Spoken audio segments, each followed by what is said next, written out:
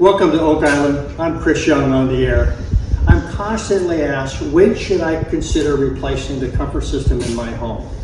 Believe it or not, this beast from the east was in someone's home just a few weeks ago, costing them 2 to 3 times what a new system would cost to operate, delivering much less quality comfort, making a lot more noise.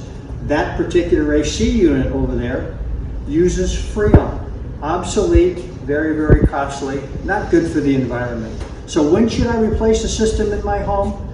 If your system is 15 years old or older, we can cut your comfort cost in half, cut your noise in half, get you a technology that you could recirculate all the air in your home for as little cost as a 100-watt light bulb.